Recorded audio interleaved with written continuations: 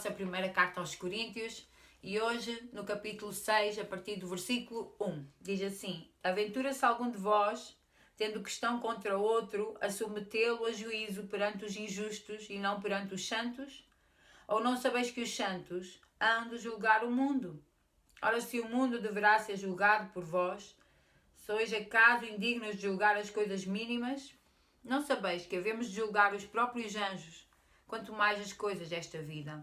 Entretanto vós, quando tendes a julgar negócios terrenos, constituís um tribunal daqueles que não têm nenhuma aceitação na igreja. Para vergonha vos digo. Não há porventura nem ao menos um sábio entre vós que possa julgar no meio da irmandade? Mas irá um irmão a juízo contra outro irmão, e isto perante incrédulos? O só existir entre vós demanda já é completa derrota para vós outros. Porque não sofreis antes a injustiça, porque não sofreis antes o dano, mas vós mesmos fazeis a injustiça e fazeis o dano, e isto aos próprios irmãos. Ou não sabeis que os injustos não herdarão o reino de Deus? Não vos enganeis. Nem impuros, nem idólatras, nem adúlteros, nem afeminados, nem sodomitas, nem ladrões, nem avarentos, nem bêbados, nem maldizentes, nem roubadores herdarão o reino de Deus.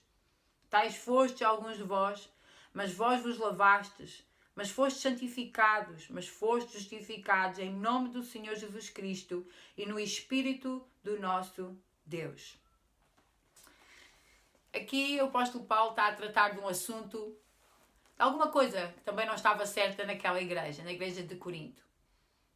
Havia irmãos, ou no caso um irmão, nós não sabemos quantos eram, mas que estavam com problemas entre eles. E alguma situação em que alguém saiu lesado, alguém estava a ser injustiçado. Nós não sabemos a situação específica, mas sabemos que aqueles irmãos já estavam a levar-se ao tribunal público, as suas situações. O apóstolo Paulo diz que é vergonhoso. É vergonhoso, primeiro, que eles não saibam resolver os assuntos entre eles, que como irmãos não saibam discutir, conversar, entender os problemas que estavam a acontecer e chegar a uma conclusão. É também lamentável que no meio deles não houvesse ninguém que pudesse fazer a moderação, que pudesse ajudar, que pudesse auxiliar para que chegassem a um consenso. E então que tenham que levar um tribunal público diante dos injustos. Quando o apóstolo Paulo diz injustos, não é uma ofensa aos juízes, não é uma ofensa aos tribunais de Roma, né, ou de Corinto. Não era uma ofensa à justiça romana. Na verdade, esta expressão injustos tem a ver com a posição distinta entre os que estavam na igreja e os que estavam fora da igreja. O apóstolo Paulo entendia que aqueles que já tinham sido justificados por Cristo agora eram justos. E quem ainda não tinha Cristo, ainda não tinha sido justificado por Cristo, então era injusto.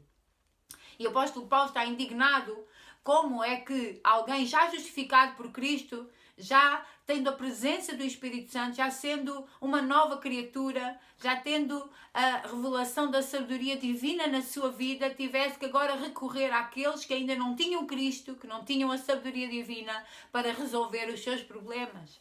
Ele diz, não é aceitável que vocês já tenham a posição de justos, ou seja, vocês já experimentaram a verdadeira justificação, vocês conhecem a justiça de Deus e estão agora a levar as vossas causas diante de injustos, que nem a justiça de Deus lhes é conhecida.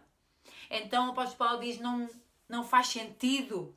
Vocês já deviam estar numa posição superior a isso. Vocês já deviam saber que a vossa posição é uma posição de sabedoria, como ele tem vindo a falar, é uma posição de justos, ou seja, vocês já experimentaram a justiça divina na vossa vida.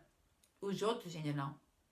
E o apóstolo Paulo também é vergonhoso que as vossas causas internas sejam levadas agora a público e todos vejam que vocês nem conseguem resolver os seus problemas entre vocês e tem que ser um tribunal a decidir o culpado, a decidir a sentença. Ou seja, é vergonha para todos.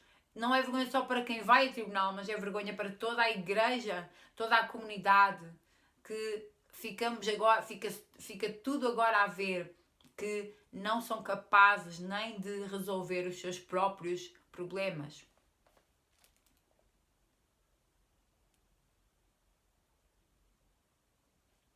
a partir do momento que o povo de Deus está no Messias, vive em Cristo, tem que ter uma superioridade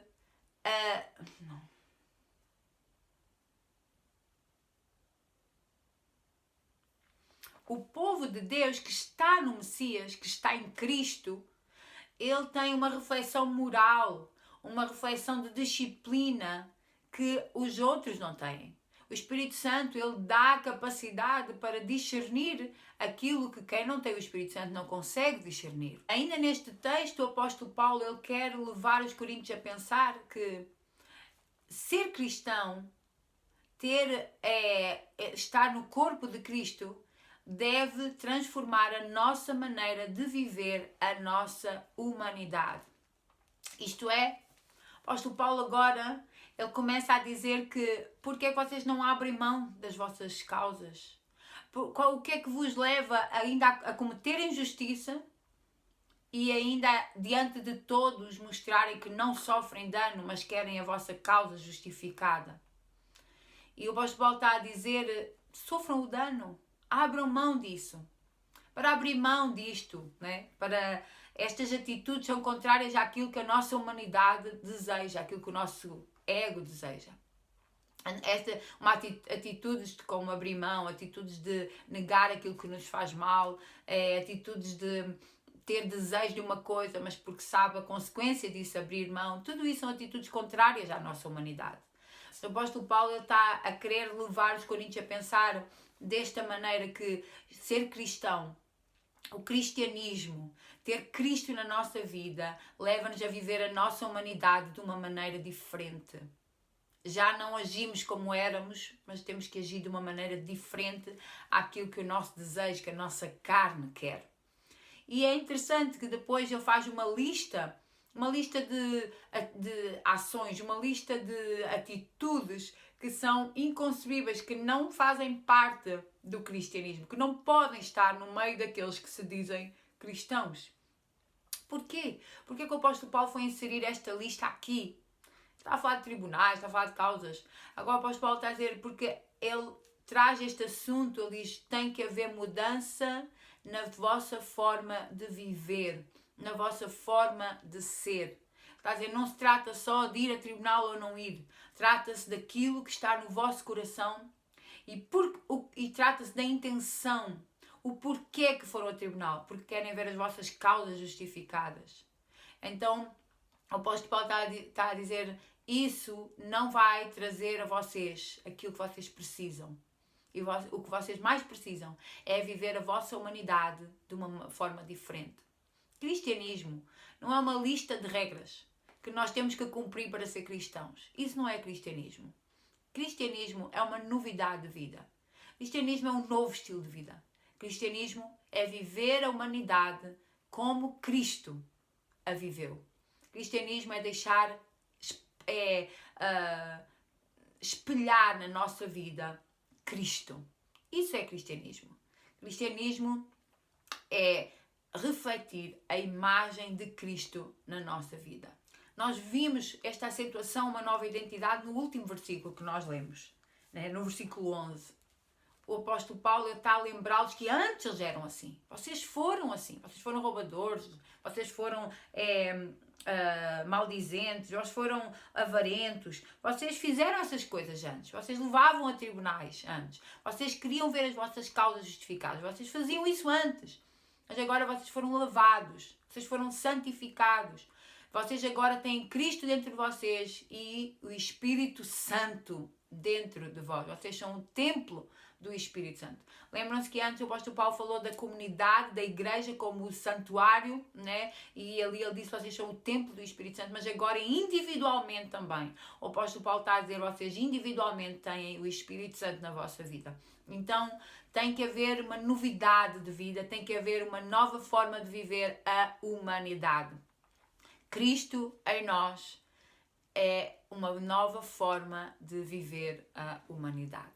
Então, eu quero orar com esta pequena meditação, queremos orar, queremos pedir ao Senhor que trabalhe na nossa vida para que a palavra de Deus se torne uma realidade em nós. Tem que haver mudança.